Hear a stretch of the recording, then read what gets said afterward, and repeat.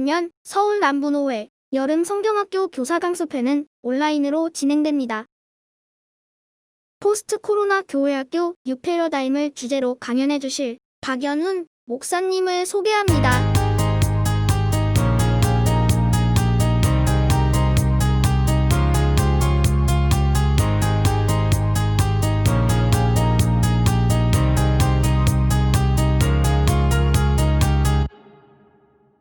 할렐루야! 안녕하세요. 박연훈 목사입니다. 와, 반가워요. 박수, 박수, 박수, 박수. 올해, 이 코로나 때문에 얼마나 세상이 달라졌어요? 자, 오늘 가뜩이나 힘겨워하던 이 교회 학교를 코로나가 초토화시켜서 선생님들이 패닉에 빠져 있는데, 이 시간을 통해서 여러분에게 하나님의 희망을 보게 되고, 그리고 이제 교회 학교를 어떻게 더 단단하게 이끌어 갈까 하는 귀한 시간 되길 바라요. 자, 우리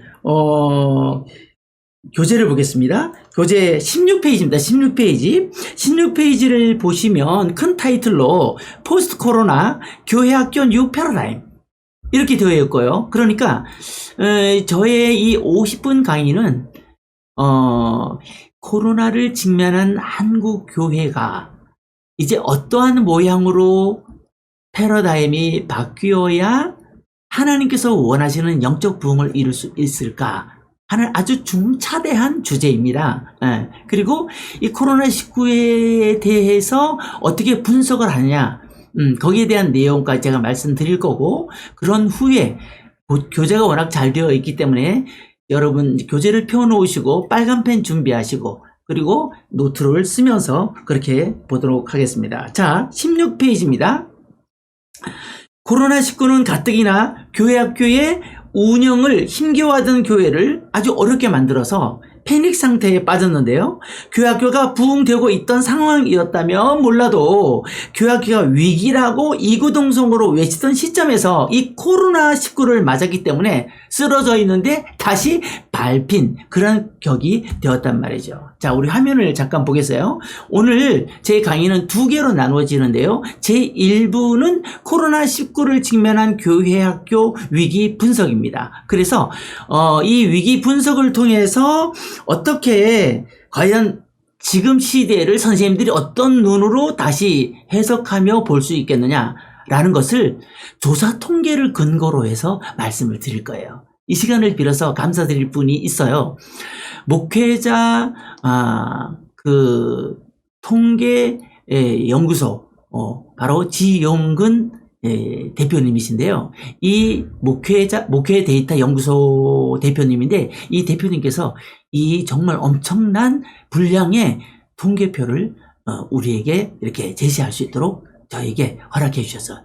그래서 이 조사 통계표는 어떤 느낌을 갖게 되냐면 자동차의 계기판 같거든요. 이제 연료가 다 떨어졌다고 하는 사인이 떴는데 무시하고 계속 가게 되면 고속도로에서 멈춰 서게 되는 이 안타까운 일을 겪게 되죠. 저는 얼마 전에 이 엔진이 계속 빨간 불이 들어와서 엔진에 수리를 해야 된다는데 서비스에 갔다가 너무 계속 밀리니까 강습회 때문에 타야겠다 하고 제가 대구까지 갔다가 결국 경부고속도로에서 엔진이 습도태는 멈춰버리는 그러한 사고를 당했어요. 왜? 제가 계기판을 무시했기 때문이죠. 이만큼 조사 통계표는 우리에게 강력한 사인을 주게 된다는 것입니다. 자, 그럼 우리 자세 하나 여러분 PPT를 보면서 이 통계표를 몇 개 보도록 하겠어요. 첫째, 예배 셧다운 여파와 온라인 예배라고 하는 것입니다. 자, 그럼 여러분들이 궁금증이 생기죠.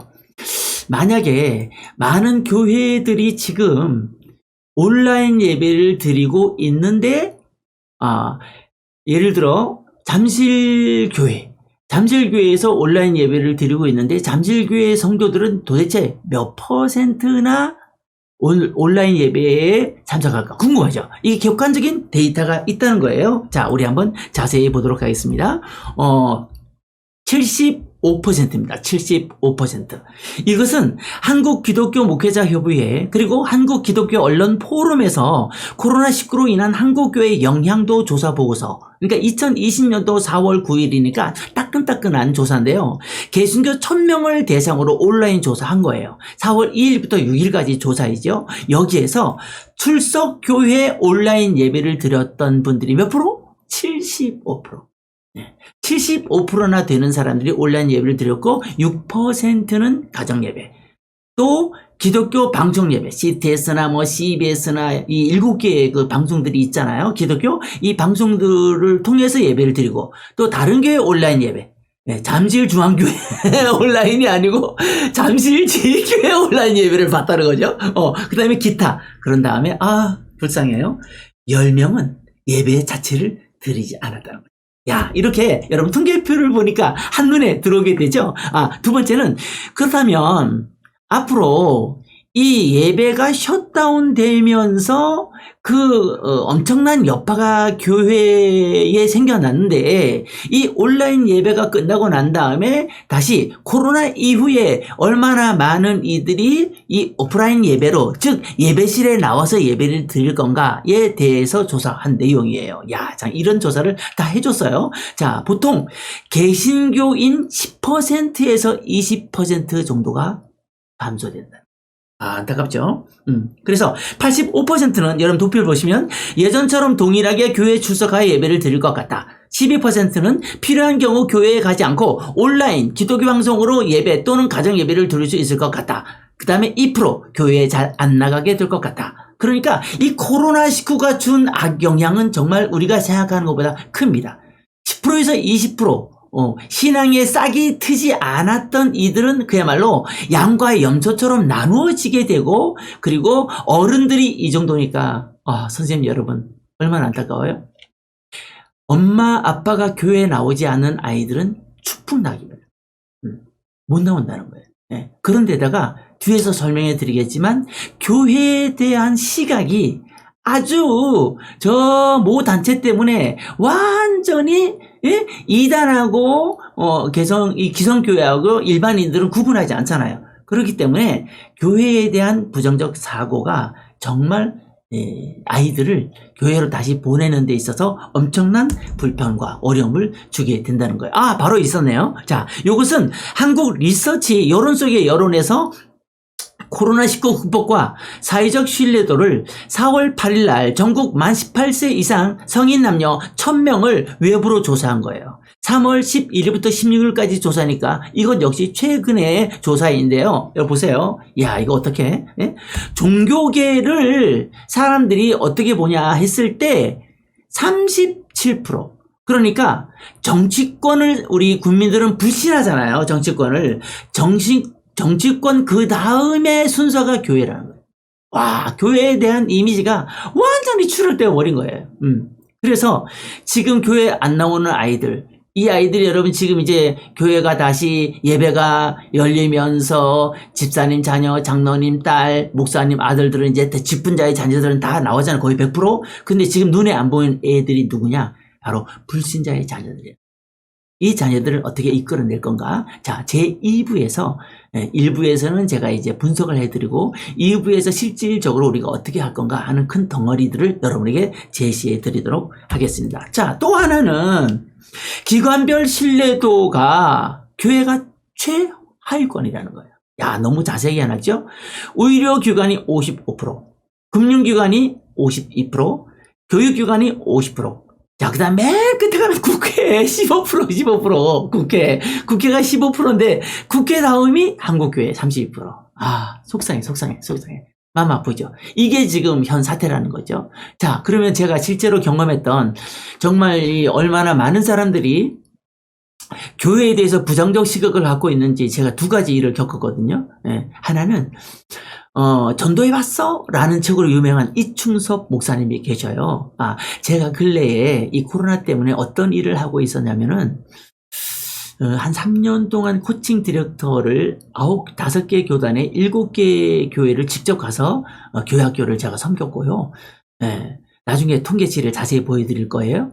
그리고 이 코로나 기간 동안에 하나님의 거룩한 명령을 따라서 지금 그자나 또 어떤 통계에서는 32%로 보거든요. 지금 한국교회 교회학교를 운영하는 교회, 그러니까 100개의 교회가 있다면 이 100개의 교회 중에서 무려 68개의 교회가 교회학교 문을 닫고 32%, 32개의 교회만 교회학교를 운영한다. 아주 끔찍한 상태이죠. 여기까지 온 상태에서 코로나를 맞이했기 때문에 우리는 이 분석을 통해서 정확한 하나님의 뜻에 순종하지 않으면 유럽처럼 그냥 급속도로 기독교가 쇠퇴의 길로 접어드는 아주 위기에 서 있다는 것을 여러분 기억해야 되는데요. 오늘 이 50분 동안의 이 짧은 강의는 저의 책에 있어서 커다란 덩어리를 여러분이 옮겨드리는 거예요. 그래서 이 다음 주에 책이 출간하게 되는데 교회학교 New Paradigm, Jesus DNA 라는 책이에요. 그래서 한국 교회는 앞으로 교육 시스템을 멈추고 목회적으로 가야 된다 이거예요. 기독교 교육식으로 했던 교회학교 운영을 목회적으로 해야 된다는 거예요. 즉 담임 목사님이 교회를 운영해 나가듯이 교회학교의 모든 반들이 있잖아요. 1반, 2반, 3반, 4반 이런 반들이 담임 선생님이 목회자의 인식을 가지고 그 아이들을 양떼로 양육을 하는 그런 시대가 돼야 된다는 거예요. 그러면 하나님께서 다시 위대한 부흥을 일으켜 주신다는 거예요. 자, 그럼 여러분 이제 한 페이지 넘어가서 17페이지 3번입니다. 어른들의 영적 태만과 세속화된 가정입니다. 제가 이제 두 가지 실사례를 말씀드린다고 했는데 하나는 그 의정부 목사님 만났는데 이분은 이제 매일 전도하는 분이거든요. 건빵을 들고 길거리에서 나눠주는데 한 거친 아저씨가 오더니 전도하지 말라는 거예요. 당신 저리 가라는 거예요. 이 목사님이 놀래가지고 이분이 9년째 길거리에서 전도하는 분이거든요. 매일 1시간에서 2시간. 그런데 이렇게 부정적 시각을 갖고 있다 보니까 거기 계속 전도하고 있으면 교회에 가서 불을 쏴질러 버려요. 야, 이 말이 됩니까 이게? 한 동네 사는 사람들끼리 교회에다 불을 쏴질러 버린다고 이렇게 거친 말을 내뱉었어요. 또 하나는 제가 직접 겪은 일인데 택시를 탔어요. 지난주 토요일 날. 이제 집에 거의 가까이 와서 제가 설교를 잠깐 듣고 있었는데 이분이 저보고 교회 믿나 봐요? 이러는 거예요. 그래서 교회 믿지 않고 나는 예수님 믿는다고. 그랬어요. 예수님 믿는 거 맞잖아요. 예수님 믿어야지. 그랬더니 교회 사람들은 참 어떻게 그렇게 그렇게 정신이 없는지 모르겠어요. 저 비아냥거리는 거예요. 이렇게 교회에 대한 부정적 시각이 지금 땅을 치고 있기 때문에 우리가 정신을 바짝 차려서 그러면 교회가 이 세상에 줄 수 있는 것이 무엇인가? 이것을 찾아내야 된단 말이죠. 자, 그럼 어른들의 영적 태만과 세속화된 가정 보겠습니다. 이것은 한국 기독교 목회자 협의회 한국 기독교 분석 리포트인데요. 2018년도 한국인의 종교생활과 의식조사를 1998년에서 2018년도 사이에 한 거예요. 개신교인 1000명을 한 거니까 정말 어마어마한 조사를 한 거죠. 자, 그런데 여기에 지금 한국교회 성도들의 수준이 나와 있는 거예요. 자, 보세요. 24.6%였던 것이 39%로 늘어난 거예요. 입문층은. 그런데, 자, 맨 오른쪽으로 가보세요.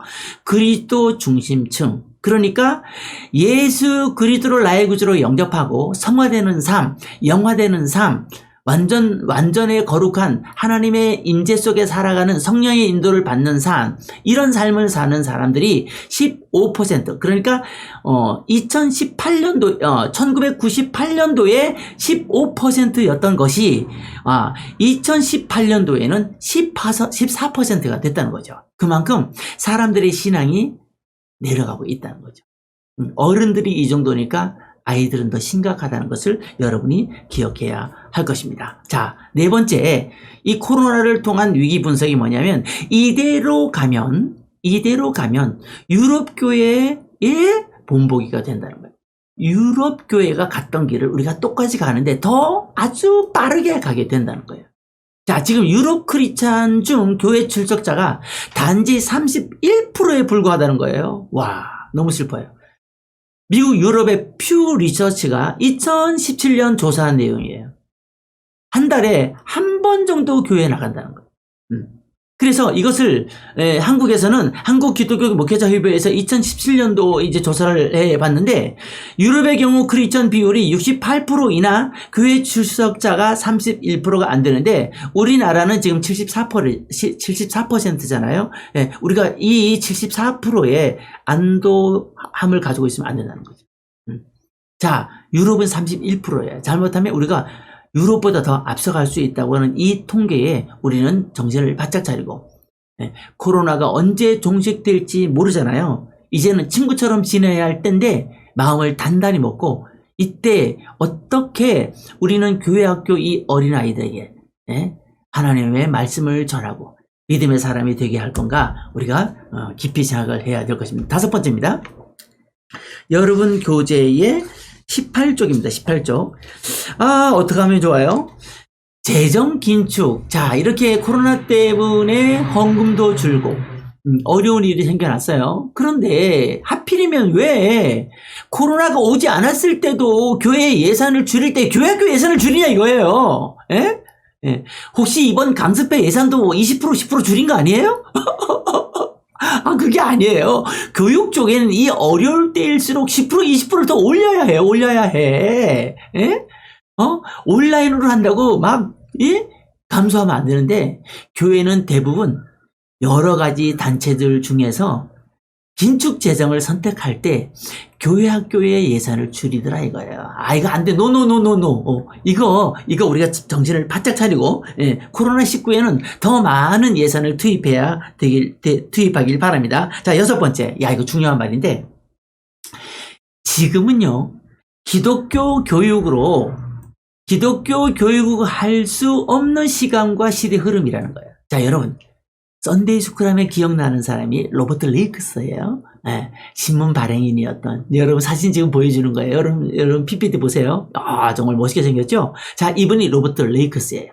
1780년대 글로우체스터에서 이 세인트 카사린즈 거리에서 썬데이 스쿨을 세웠어요. 자, 놀라지 말아요. 이때 도대체 얼마나 많은 시간 썬데이 주일날 아이들을 가르쳤냐?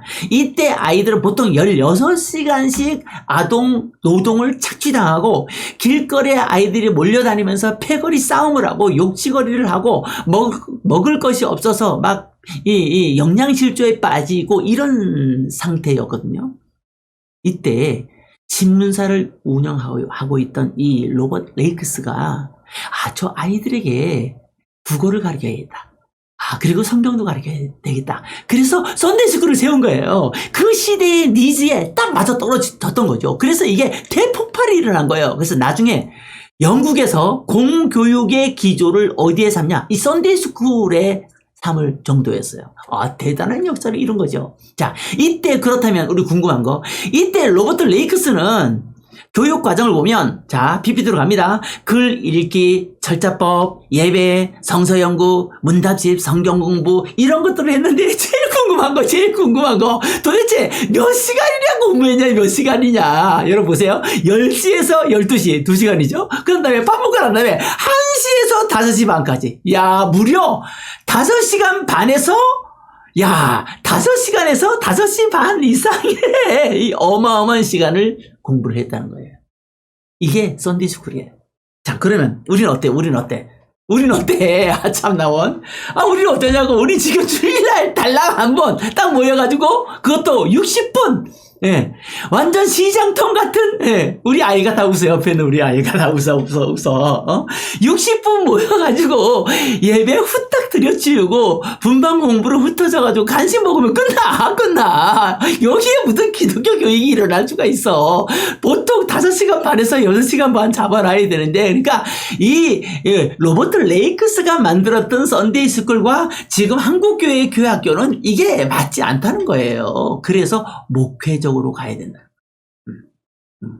목회한다고 해서 교육이 안 들어갑니까? 교육은 기본이죠. 목사님 설교에 다 교육적 요소가 들어있는 거죠. 자, 목회하듯이 이 영상을 보는 사랑하는 그리고 존경하는 선생님 여러분, 코로나 때문에 얼마나 고생이 많아요. 정말 여러분 주의 일부러 격려합니다. 여러분이 지금 힘을 내야 돼요. 정말 한 아이 이 아이가 거듭났나? 이 아이가 예수님의 DNA가 있나? 이 아이가 어떤 꿈을 가지고 살아가냐? 이것을 살펴야 된다는 거예요. 그래서 지금은 이 기독교 교육을 할 수 없는 시간과 시대 흐름이라는 거예요. 지금은 학원이 더 교육을 잘해. 학원이 시설이 학원이 더 잘 돼 있어. 태권도 도장이 더 잘 돼 있어.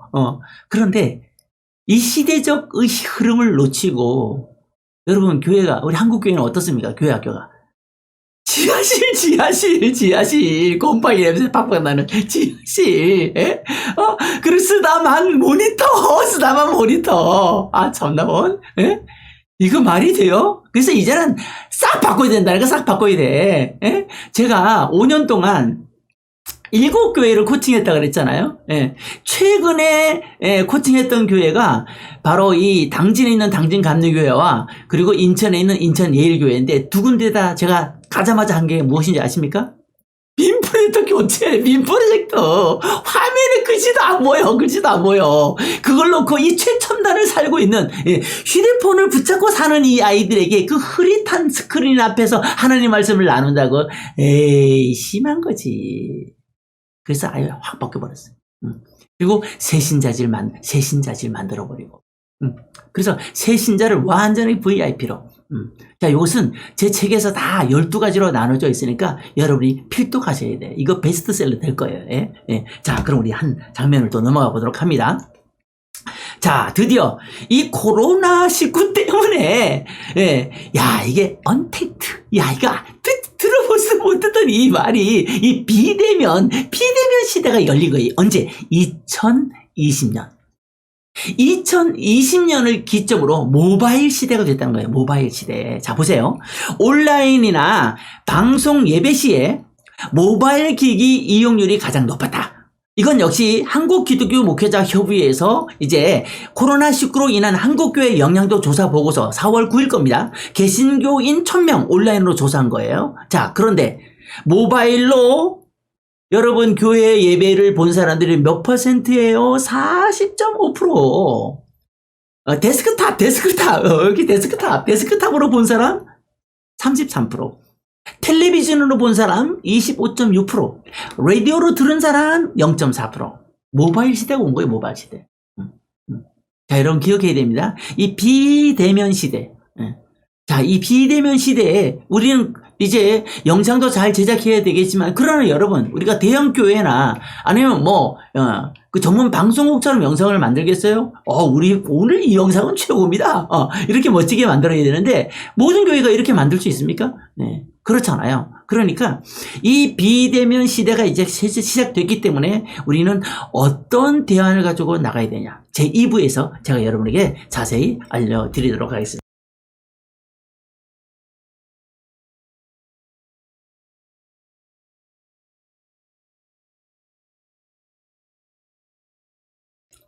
자, 이제 드디어 2부입니다. 2부. 자, 2부에서는 과연 이 위기의 시대에 교육을 담당하고 계신 목사님뿐만 아니라 전도사님뿐만 아니라 이 패러다임이 이제 바뀌는 이 쉬프트의 시대인데, 이 패러다임을 바꿔야 되는데 이 바꾸는 시대에 있어서 가장 중요한 역할을 하는 분이 누구냐면 담임 목사님이십니다.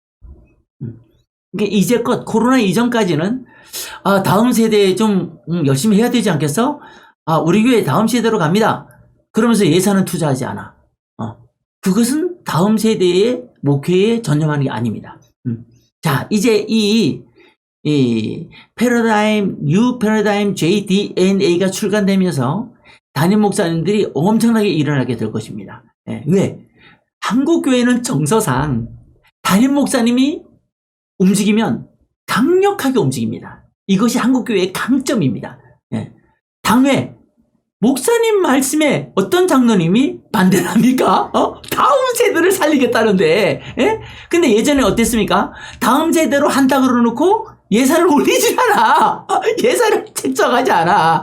예산을 책정해야 이게 일이 진행된다는 거예요. 예산이 있어야 일이 될 거 아니에요. 자, 그럼 우리 하나하나 꼼꼼하게, 자, 하나님께서 원하시는 교회 학기의 본질을 회복하자. 그것이 바로 예수님의 DNA. 요즘 DNA라는 말을 많이 쓰잖아요. 예, DNA는 핵산과 염색체, 유전자를 얘기하는 건데 이 유전자에 의해서 그 아이의 삶이 달라진다는 거죠. 그런데 우리 예수 믿는 사람들은 예수님의 유전자가 와야 born again, 거듭나고 요한복음 3장 3절 사람이 거듭나지 아니하면 하나님 나라를 볼 수 없느니라 그랬는데 이 거듭나는 게 뭡니까? 요한복음 1장 12절 영접하는 자 곧 그 이름을 믿는 자들에게는 하나님의 자녀가 되는 권세를 주셨나니 그랬는데 예수님을 믿을 때 우리는 born again, 거듭나는 거예요. 이게 교회의 본질인데 이거 이렇게 했어요? 지금 우리 교회 아이들이 구원의 확신이 있어요? 교회를 6년 동안이나 다녔는데 영어학원 1년 다녀도 A, B, C, D, E, F, G 끝내죠. 네. 그런데 6년 동안 다녔는데 기도를 못하는 애들이 수두룩해요. 제가 지난 6년 동안 7교회를 다녀봤어요. 네. 통합 측에서 2년, 합동 측에서 2년, 고신, 백석, 감리교. 그런데 기도를 줄줄줄 하거나 기도 생활이 자기의 삶의 아주 이 스타일이 된 아이들을 찾아보기가 정말 쉽지 않았어요. 코로나 이후 우리는 어떻게 가야 되냐? 야, 벌써 답을 말해버리네.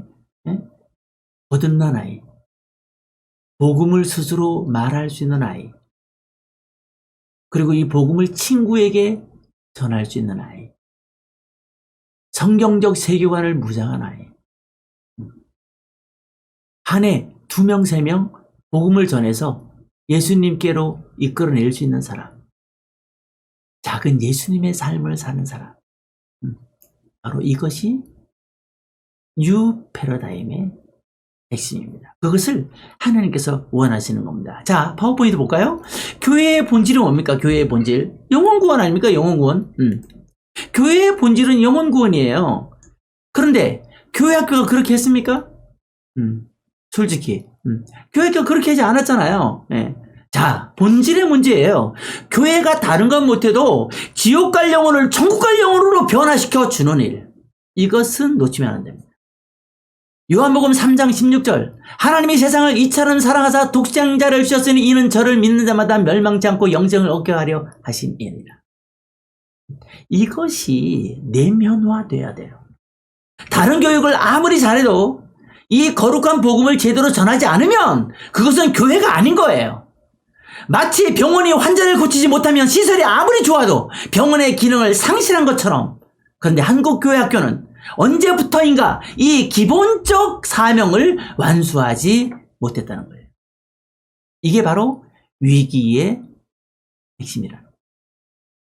이런 위기 속에 있다가 코로나를 받은 코로나를. 예? 그러니까 빨리 성경으로 돌아가야 돼. 성경으로. 자, 성경으로 돌아가야 돼. 자, 그럼 지금 얼마나 많은 사람들이 교회에 이런 어려움을 주고 있나. 여러분 자세히 보세요. 자, 요즘 교회 안 예수님을 믿는다고 기독교인이라고 표시는 하는데 교회 안 나가는 사람들이 몇 프로인 줄 압니까? 이 사람들을 가나안 교인이라고 그래요. 가나안을 거꾸로 해봐요. 안 나가. 예수님 믿긴 믿는데 안 나가. 자, 지금 이 온라인 방송의 폐해가 뭐냐면은 벌써 중등부, 고등부 애들이 온라인으로 들고 안 나간다는 거예요. 이게 말이 됩니까? 여러분, 얘기가 나온 김에 제가 짚어드릴게요. 이 온라인 영상은 한계가 있는 거예요. 이건 임시 방편이야, 사실은. 코로나가 끝나면 다 회복됩니다. 다 돌아갑니다. 여러분, 예. 여기 지용근 대표도 얘기합니다. 코로나가 끝나면 돌아갈 게 있고 안 돌아갈 게 있다는 거예요. 자, 안 돌아가는 게 뭡니까? 안 돌아가는 건 온라인 쇼핑. 12시 전에 클릭해놓으면 새벽에 와 있는데 누가 장애가 슈퍼마켓에서 안 가지. 온라인 쇼핑은 안 돌아온다는 거예요. 그러나 교회는 돌아온다는 거예요. 오히려 더 강력하게 하나님 앞에 나와서 기도하고 예배의 감격을 얻는 때를 하나님이 주십니다. 마치 1907년 평양 대부흥이 운동이 일어났던 때처럼 그런 위대한 교회를 하나님이 주시는 거예요. 이때 그 영적인 줄을 잡고 일어나는 교회는 일어나는 것이고 무덤덤하게 세속화에 젖어 있는 교회는 끝장나는 거예요. 정신 바짝 차려야 돼요. 얼마 전에 박산진 교수 장신대 기독교 연구소 대표이신 제가 존경하는 분인데 저랑 같이 CTS에서도 방송을 패널로 2번씩이나 했는데 이분이 그러시는 거예요. 지금 교회가 세 종류가 있다. 세 종류. 질병본부의 말은 듣지 않고 자기들 고집대로 하는 교회. 두 번째, 질병본부에서 지시하는 대로 그대로 준수하는 교회. 세 번째, 질병본부의 그 수칙, 7가지의 수칙을, 방역 수칙을 다 따르면서 하나님의 음성을 듣는 교회. 여러분 교회는 이 세 번째 교회 되기를 축복합니다. 하나님께서 우리 교회에 향하신 하나님의 위대한 뜻, 그것을 찾아내야 된다. 방역 수칙 철저하게 지켜야죠. 그리고 예배가 살아나야죠. 세속화되어 버린 부분들을 이번에 다 씻어내야죠. 예수 그리스도의 보혈의 능력으로 말입니다. 자, 우리 도표로 갑니다. 자, 이 자료 출처 역시 한국기독교 목회자협의회에서 1998년도에서부터 2018년도 7월 2일까지 한 자료인데요. 여기 보면 1998년도에는 12%밖에 안 됐어요. 예수님을 믿는다고 말하지만 교회를 안 나가는 이 가난한 교인들이 12%예요. 근데 지금은 몇 %예요? 자, 2017년도가 23%니까 지금 2020년입니다. 30%는 그냥 넘었을 거예요. 이런 시대에 우리가 살고 있습니다. 자, 그럼 우리가 꼼꼼하게 우리 통계청 2015년도 인구 센서스 조사를 바탕으로 해서 이 개신교의 연령 변화를 좀 보자는 거예요. 자, 여기 보세요. 1985년도에 19세 이하가 41%였어요. 자, 오른쪽이 총인구예요. 오른쪽이 총인구. 자, 오른쪽은 19세 이하 41%. 자, 20대에서 30대 35%. 40대 50도 18%. 자, 우리는 오늘 19세 이하니까 19세 이하만 봅니다. 자, 그런데 예수 믿는 사람들이, 이거 어떡하면 좋아? 2015년을 기점으로 해서 이게 2015년도 인구 센서스 조사에 대한 결과인데요. 22% 반토막하는 거예요, 반토막. 자. 네? 그러니까 32%의 통계가 이게 정말 실체가 돼버린 때가 되어버렸다는 거죠. 100개 중에서 32개의 교회학교가 운영되고 반토막 났다니까요. 그럼 여러분 19세 이하 중고등부까지 아이들 600만으로 봅니다. 그리고 제가 좀 이따 이제 그 우리가 지금 전도할 대상, 제가 이제 아동부 중심으로 일단 말씀을 드리는데, 아동부는 지금 280만. 280만. 적은 숫자가 아닙니다. 4명에서 1명이 예수 믿는 나라가 우리나라입니다. 근데 이게 지금 반토막 났다는 거예요. 한 세대 만에. 이렇게 개신교의 연령 변화가 일어났는데, 이래도 바뀌지 않을 거예요. 이래도 계속 이 1시간의 영적 싸움에서 우리가 실패할 거예요? 그럴 수 없다는 거죠. 자, 그럼 조금 더 꼼꼼하게 자세히 봅니다. 자, 여러 교단들 중에서 제가 속한 교단은 감리교인데요. 매해 10만 명씩 줄었어요. 자, 1만 명씩 줄었어요. 그래서 지금 10만 명도 안 돼요. 정말 안타깝죠. 자, 그런데 이 통계를 잘 내는 교단 중에 하나가 이게 예장통합입니다. 자, 여기서 아주 중요한 통계들을 자세히 볼 수가 있는데, 여기 보세요. 자, 2017년도에서 2008년까지 감소율을 쭉 봤을 때, 자, 봐요. 보통 합계가 35%입니다. 35%가 줄었는데, 중고등부 35% 줄어. 소년부 42%. 얘들 왜 이렇게 많이 줄어요? 초등부 38% 줄었어요. 유년부 39% 줄었어요. 초등학생들이 이렇게 30%, 40% 줄은 거예요. 유치부가 33% 줄었어요. 자, 유아부가 마이너스 7%. 자, 그럼 여러분, 정신이 반짝 나죠? 이 비밀을 제가 알려드릴게요. 이게 뉴 패러다임의 핵심이에요. 자, 보세요. 영아부는 8%가 늘었어요. 우와, 어떻게 된 거죠? 다른 부서는 모두 막 40%, 46%인데, 자, 유치부, 유아부는 마이너스 7%예요. 이게 준 것도 아니지. 왜 그럴까요? 자, 이제 우리가 어떻게 나가야 할지 알려주는 거예요. 우리는 그동안 단년제를 했습니다. 담임을 1년 했어요. 1년 하면 안 됩니다. 최소 6년 내지 평생으로 가야 됩니다. 이것은 이미 세계 최대의 교회학교를 이루었던 부산 서북교회에서 입증된 시스템입니다. 그리고 교사라는 말도 안 씁니다. 반사라는 말 씁니다. 반사. 목사, 전도사, 강도사, 반사. 반 아이들을 목양하는 반사인 거죠. 여러분 더 좋지 않습니까? 교사보다? 그런데 이 조사를 낸 지용근 이 박사님께서 이 통합 측의 이 담당 목사님하고 통화를 했대요. 너무너무 궁금한 거죠. 영화부가 왜 이렇게 8% 붕해냐? 그분이 이렇게 대답하셨더래요. 영화부 담임 목회자는 보통 중년 여자 전도사님 내지 목사님이 맡게 되는데 한 번 맡으면 그만두지 않는다는 거야. 한 번 맡으면 그 분야의 전문가가 된 거지. 전문가. 참 여러분 새겨 들어요 좀. 그런데 유년부 초등부 어때요? 전도사님 1년마다 바뀌어. 1년마다 바뀌어. 담임 목사님들이 이 분야에 대해서 이 생각이 없어지기 때문에 교구의 2년 교회학교 교구 열심히 하고 있는 사람을 갑자기 유년부로 보내. 2년 또 좀 할만하면 또 고등부로 보내. 아니에요. 적어도 한 분야에 2년, 5년, 10년 하다 보면 그 분야의 전문가가 되는 거예요. 그래서 목회자를 자주 바꾸면 안 되고, 제가 이제 실제 JDNA 12개의 세부 컨텐츠에서는 이렇게 제시합니다. 부장 시스템으로 가야 돼요. 부장 시스템. 어차피 목사님들은 목사 안수 받으러 가셔야 되고, 전도사님 또 강도사 돼야 되죠. 강도사 되면 목사 돼야 되죠. 이렇게 움직이시니까 전문가가 누구예요? 부장님. 그 부서를 맡고 계신 선생님, 5년차, 3년차, 7년차, 10년차 부장님, 이 부장님에게 정권을 주는 거예요. 제가 이것을 책에 아주 자세하게 기록해놨어요. 그러면 절대 안 흔들려요. 그럼 담임 목회자는 뭐하냐? 담임 목회자는. 담당 목회자.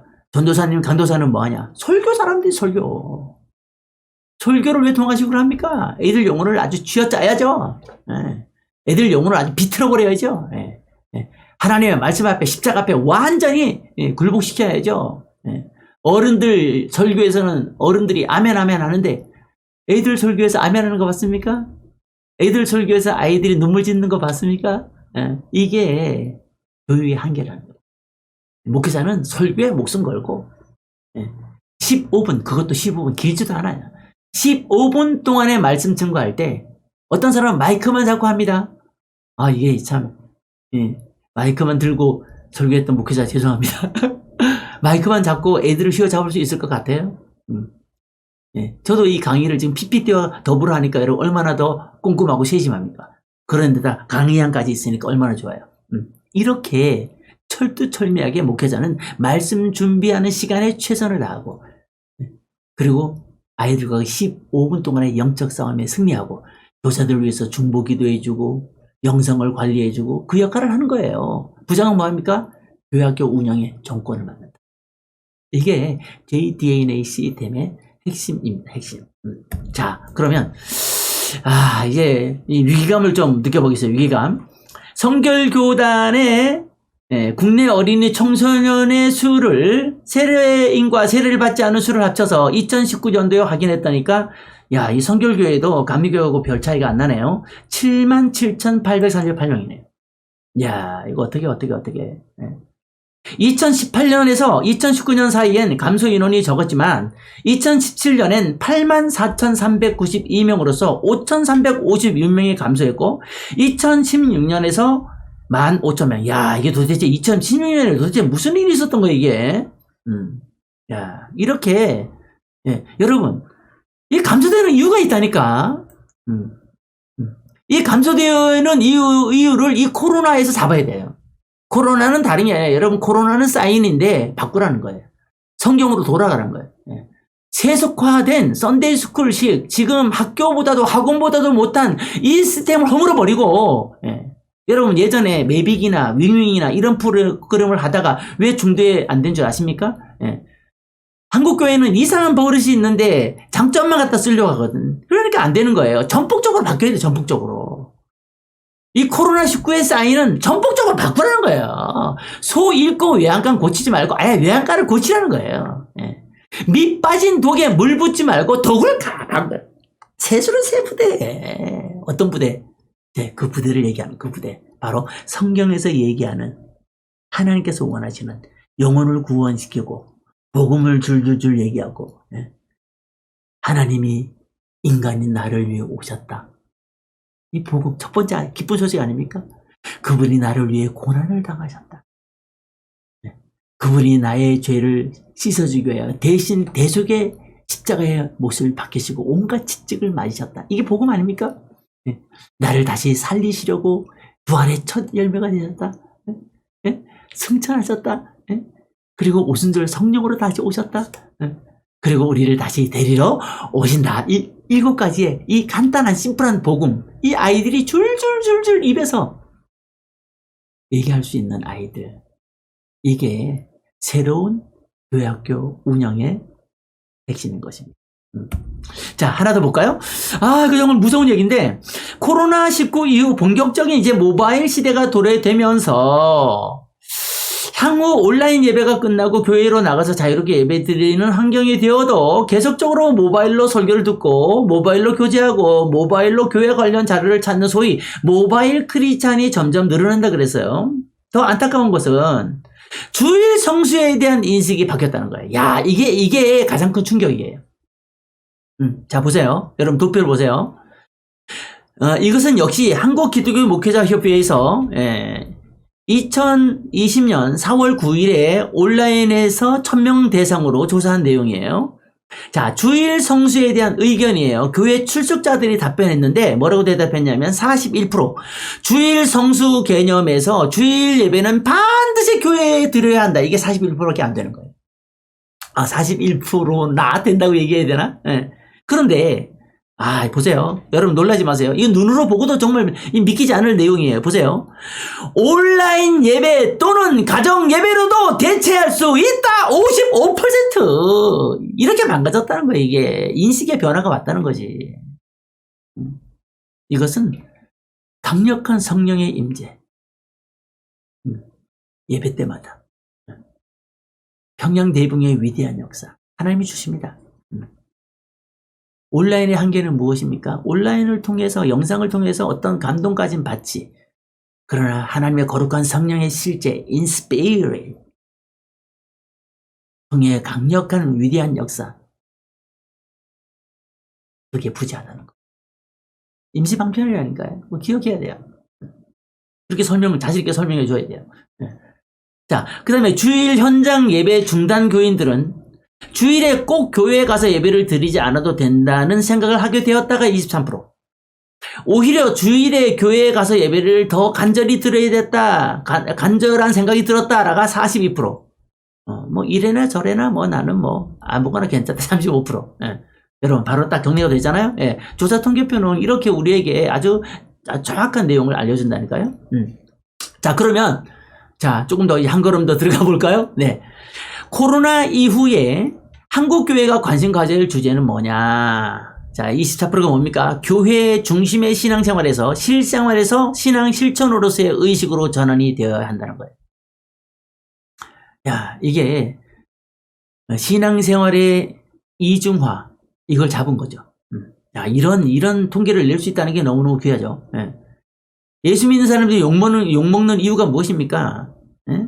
예배에서의 인격과 삶의 현장에서의 인격이 이원화되어 있다는 것 때문에 아니겠습니까? 이제는 정말 하나님의 은혜 속에서 성령의 인도를 받는 진정한 예배자로 교회가 교회되게 예배가 예배되게 우리가 사용되는 그러한 세대를 만들어 가야 된다는 것입니다. 자, 그러면 조금 더 구체적으로 이제 뉴 패러다임의 목적지가 Jesus DNA다 라는 내용을 도표로 잠깐 설명을 드립니다. 자, 병원의 사명은 치료죠. 저도 무릎이 좀 안 좋아서 어제 MRI가 찍었어요. 무릎을. 저는 아주 축구를 좋아하는데 수비수와 딱 부딪혔는데 이제 벌써 나이가 있으니까 예, 오른쪽 무릎이 뚝 하는 소리가 나더라고요. 그래서 왼발로 절절절 왔는데 MRI를 딱 찍어보니까 파야. 예. 그런데 이걸 못 찾아내. MRI에도 이 기계가 좋은데 이것도 못 찾아내. 그럼 병원 문 닫아야죠. 병원의 사명은 치료죠. 교회의 사명은 무엇입니까? 예, 영혼 구원입니다. 영혼 구원. 예, 근데 지금 교회 학교가 어떻다고요? 교회를 6년 다녀도 구원의 확신이 없어. 6년을 다녀도 기도를 못해. 6년을 다녀도 성경적 세계관이 없어.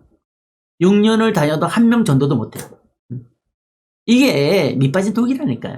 그러니까 깨 부수고 JDNA로 가야 된다. 하나님이 원하시는 영혼 구원에 구원의 확신이 있는 아이, 복음을 줄줄 말할 수 있는 아이, 큰 틀에서 이걸 제가 세 가지로 곧 정리해 드리겠습니다. 자, 그러면 예수님은 십자가의 부활을 통해 십자가와 부활을 통해 구원의 길을 이미 열어놓으셨고 오순절에 보혜사 성령을 보내시고 난 후에 구원 사역을 이제 우리 교회 학교에 맡겨주었다는 거예요. 바로 예수님의 이 위대한 사역을 수행하는 교회 학교가 되시기를 주님의 이름으로 축복합니다. 자, 그러면 조금 더 자세히 봅니다. 야, 이 아이들 기도하는 거, 야, 우리가 끝날 때 여러분 영상 하나 보여드릴 건데, 기도하는 영상 아이들. 요즘 기도 어마어마하게 기도문 열립니다. 예. 야, 이 아이들 기도하는 모습이, 여러분, 이 그림만 봐도 정말, 이 사진만 봐도 감동이 되지 않습니까? 예. 감사한 것은, 하나님께서 요즘 교회학교 어린이들에게 기도문을 열어주기 시작하고 계시다는 거예요. 강력히 아이들 기도문 열립니다. 예. 아이들이 기도문이 열리면 어떤 증상을 아이들이 느끼는 줄 압니까? 내가 예수님을 만났다고는 확신을 갖게 됩니다. 왜 애들이 초등학교에서 중등부로 올라갈 때 후두둑 떨어집니까? 성경 체험이 없으니까. 구원의 확신이 흔들리니까. 그런데 이렇게 성령으로 예수님 만나는 이 체험을 한 아이는 절대 떨어지지 않습니다. 자, 그럼 영상 하나 보겠습니다. 기도를 열어주는 교회학교. 자, 이 아이가 잘생기기도 했지만 이렇게 외쳐 기도하는 모습을 보니까 정말 감동이 되지 않습니까? 여러분 교회, 바로 이런 교회학교를 채워가게 될 줄로 믿습니다. 우리 선생님들 이렇게 아이들을 위해서 코로나19 때라 붙잡고 기도할 수는 없지만 이 아이들을 이렇게 기쁨으로 품고 말씀으로 양육하고 기도할 수 있는 이 교사가 바로 하나님께서 원하시는 교사이십니다. 자, 그러면 여러분에게 세 가지를 정리해 드립니다. 첫째, 예수님을 만나는 교회학교. 저는 고등학교 1학년 때 여름이죠. 이제 저 여름을 좋아해요. 여름에 제가 강원도 평창 사람인데 이 강원도 평창 이 대화감리교회를 제가 다녔는데 이 대화감리교회에서 약수라고 하는 동네의 기도원에서 사경회를 했어요. 학예 수양이죠. 요즘 얘기하면 학예 수양이에요. 어른들만 가는 곳인데 저희 어머님이 집사였는데 그때 저를 모태신앙으로 키웠으니까 그리고 저를 목사로 바쳤어요. 그런데 기타통 둘러매고 노래만 좋아하지. 저 음악 너무 좋아하거든요. 물론 여러분 예수님 만나고 싶어요. 제가 쓴 거 여러분 알고 계시잖아요. 예수님 만나고 싶어요. 이 여름에 가장 많이 불려지는 곡이잖아요.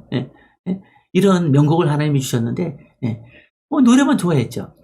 그러니까 우리 어머니가 기도하다가 야, 이번 여름에 우리 아들이 성령 받아야 되는데 학예 수련을 보내야 되겠다. 그래서 제가 어머님 꼬임에 빠져서 학예 수련을 갔던 거예요. 거기서 성령 체험을 한 거예요. 고1 때. 그때 제가 만약 예수님 못 만났더라면 삼류 가수? 노래나 부르러 다니는 그렇게 됐겠죠. 가수가 나쁘다는 게 아니라 하나님은 설계자시기 때문에 우리를 이 세상에 보낼 때 하나님의 설계에 의해서 우리를 이 땅에 보내지 않습니까? 저는 천상 목사인데 하나님께서 그 계획 속에 저를 성령을 주셨던 거예요. 자, 교회학교가 이제 예수님 만나는 교회학교를 만들어주자. 두 번째, 제가 왜 기도를 강조합니까? 교회학교가 세소가 된 이유 중에 하나가 기도를 가리지 않는다는 거예요. 교회에 여러 가지 기관이 있잖아요. 그 중에 가장 세속화, 인간 냄새가 나는 데가 교회학교예요. 교사와 부장 싸우죠. 부장과 교육자 다투죠. 다 청산해야 돼. 다 회개해야 돼. 이제 영혼 구원에 아주 올인해야 돼요. 그래서 모이면 기도하고. 자, 그래서 여러분, 하나의 지침을 알려드립니다. 이제 여러분 교회학교가 이 코로나 이후에, 이 와중에 정말 이 반석 위에 서려면 교사 기도회를 시작해야 돼. 이게 1번입니다. 제가 최근에 코로나 이전까지 코칭했던 인천 예일교회는 1시에서 1시 반까지 2시 예배니까 점심 먹고 12시에 예배 끝나니까 1시간 걷다가 점심 먹고 1시에 모여서 1시 반까지 영화부, 유치부, 중등부, 유년부, 초등부 모든 부서 6개 부서가 다 모여요. 같이 기도하는.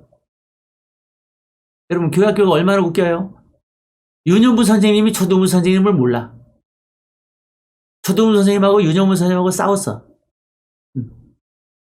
이런 인간 냄새나는 이 단체를 무너뜨리고 하나님의 사랑 안에서 한 교회에 있으면서 저 선생님이 중등부 선생님인지 유치부 선생님인지 모른다니까요. 그래서 같이 모여서 30분 동안 기도만 하는 거예요. 목표를 놓고.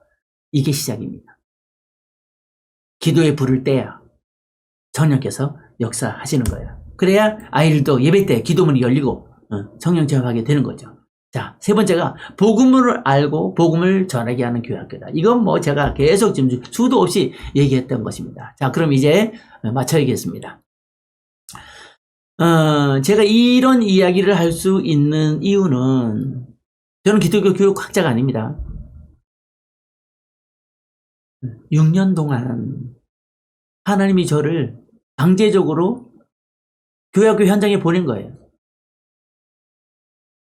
여러분 제가 페북에 아니면 카페 블로그에 학교 앞에서 아이들과 전도하는 거 다 보셨죠? 무려 6년. 에브리 인더 모닝. 매일 아침. 눈물이 나려고 하네요. 제가 제일 처음 전도했던 전라남도 광주시 정암초등학교가 기억나요. 하교길부터 시작했어요. 놀이터에서 아이들을 전도했어요. 하나님이 박 목사 고생하네. 내가 너를 통해 교회학교가 지금 안 된다고 다들 얘기하는데 내가 너를 통해 교회학교가 된다는 걸 보여줄게. 하나님이 저에게 약속했어요. 넉 달 동안 제가 전도했는데요. 놀라지 마세요. 253명. 넉 달에. 전설적인 숫자입니다. 그리고 지금까지 말씀드렸지만 5개 교단, 7개 교회에서 코칭하면서 지금까지 매일 아침에 지금 코로나 때문에 멈춰 있습니다만은 무려 여러분 몇 명이에요? 무려 1079명. 하나님께 영광, 하나님께 영광. 예? 아주 대형 교회가 하나 생겨났네. 전도만 했을 뿐인데.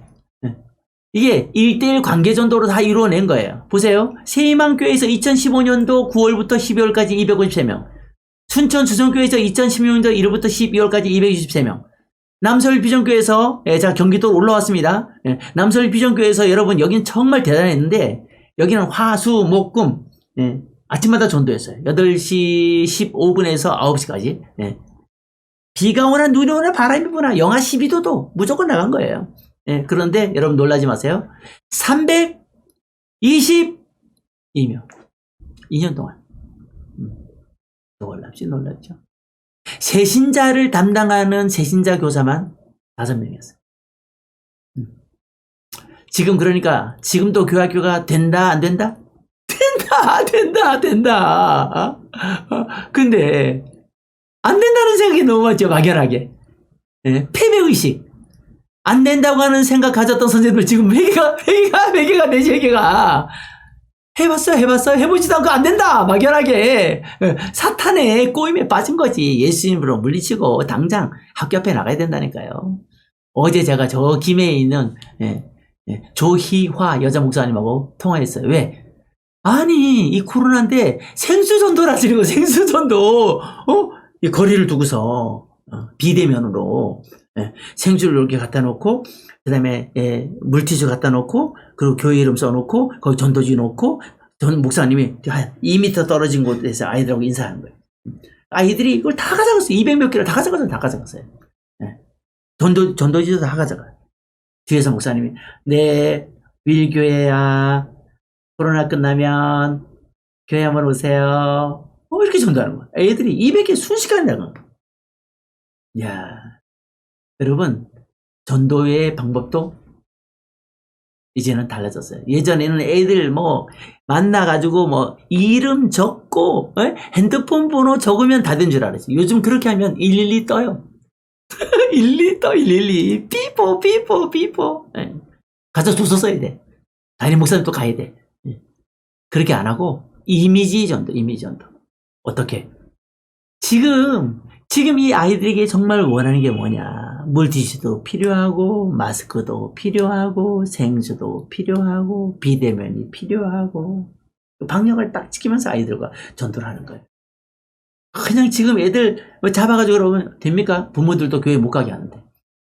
그러나 이렇게 비대면으로 전도하는 교회들이 있더라 이거예요. 자, 여러분, 지금 이렇게 이제 끝나가는 과정에서 22페이지로 합니다. 자, 뉴 패러다임의 조감도 이제 우리가 정리하도록 하겠습니다.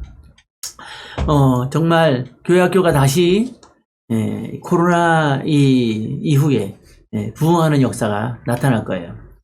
저는 지금 이제 7월, 8월이 가장 바쁠 때잖아요. 강습회 초청도 많고 또 여름 캠프도 해야 되잖아요.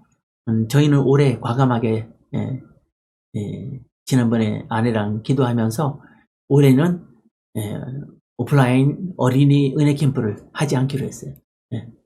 대신 찾아가는 어캠이라 그래서 교회에서 초청을 하면 저하고 찬양단하고 가서 2시간에서 2시간 반 동안 집회해 주는 걸로 방역을 철저히 지키면서 찾아가는 어캠으로 변환을 했어요. 왜? 어려울 때일수록 어차피 지금 불신자의 자녀들은 안 나옵니다. 그런데 신자의 자녀들은 때려도 다음 주에 옵니다. 때릴 일은 없겠지만 야단쳐도 그 다음 주에 옵니다. 왜? 엄마 아빠가 계속 보내니까. 이게 기회인 겁니다. 어떻게 해야 됩니까? 아주 실제적인 얘기하고 마치겠습니다. 1대1 관계전도, 1대1 양육을 하는 거예요. 주중에도 분식집에서 1대1로 만나던가, 드라이브 뚜루라 그래서 드라이브에 운전하고 가면서 어디서 만나자 그래서 거기서 전해주던가, 아이랑 계속 접촉하는 거예요. 그리고 교회에서 1시간 짧은 시간이잖아요. 반목회 시간 15분밖에 안 됩니다. 분반 공부 시간. 요즘은 반목회라 그럽니다. 이 반목회 때 아이들 3명, 4명 앉혀놓고 반목회 하잖아요. 이때 정말 이 아이가 하나님이 내게 맡겨진 어린 양이라고 생각하고 돌봐야 됩니다. 영상을 2개 보여드릴 건데요. 하나는 아이가 정말 뜨겁게 기도하는 기도문이 열려서 이 영상을 여러분 끝에서 보시게 될 것이고, 그 다음에 아이가 정말 변화되기 위해서 선생님이 그 아이를 품에 안고, 작년 저희 캠프에서 찍은 영상인데, 지금 아이들 기도할 때 손을 잡거나 접촉을 할 수 없잖아요. 요즘에는 마치 옛날에 왕궁의 이 여왕들을 진찰할 때 이렇게 줄을 이렇게 대고 했던 것처럼 이 비대면인데, 아이들을 위한 기도, 선생님이 보다 힘을 써야 할 때입니다. 자, 우리 50분 동안 너무 수고하셨습니다. 우리는 이제 성경에 나타난 하나님이 원하시는 인물들을 키워내야 되는데 제가 몇 인물들을 여러분에게 소개해드려요. 다니엘, 다윗, 요셉, 야, 예수님, 디모데, 야, 정말 우리가 흠모하는 사람들 아닙니까? 이런 사람들이 다 철저한 영적인 멘토에 의해서 그리고 신앙 기도 생활을 통해서 하나님의 사람들이 되었습니다. 자, 우리 모두 이제 이 어려울 때일수록 교회가 줄 수 있는 것이 무엇인가?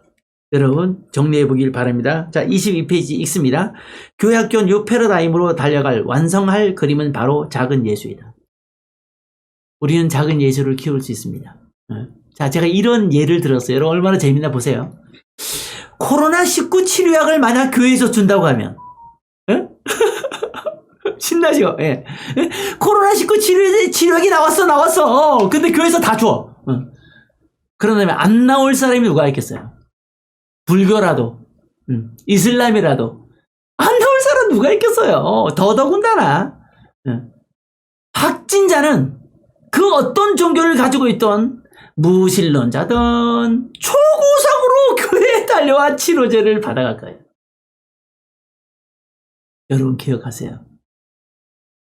교회는 코로나 치료제보다 더 위대한 복음을 갖고 있습니다. 사람들이 몰라서 그렇지. 복음이라는 치료약을 가져야 천국에 갈 수가 있는 것입니다. 그 일을 하는 존재가 바로 여러분입니다. 이번 여름 1대1로 아이들을 양육해내면서 성경학교 꼭 해야 됩니다. 안 하면 안 됩니다. 성경학교 여러분 선생님 집에 데려다 하더라도 물론 우리 열체껏 다 해야죠. 서로 공공한 상태에서 1대1로 만나는 거 전혀 문제 없습니다. 그거 하기만 하면 됩니다. 그렇게 해서 이번 성경학교에 아이들의 기도문이 열리고 그리고 이 학기부터는 정말 하나님 원하시는 교회학교로 여러분 세워나가서 고린도후서 5장 17절 그런즉 누구든지 그리스도 안에 있으면 새로운 피조물이라 이 전 것은 지나가서니 보라 새 것이 되었더라. 이 새 것 바로 여러분 교회학교가 될 줄로 믿습니다. 놀라운 은혜가 이 방송을 애청하신 우리 모두에게 충만하길 주의 이름으로 축원합니다.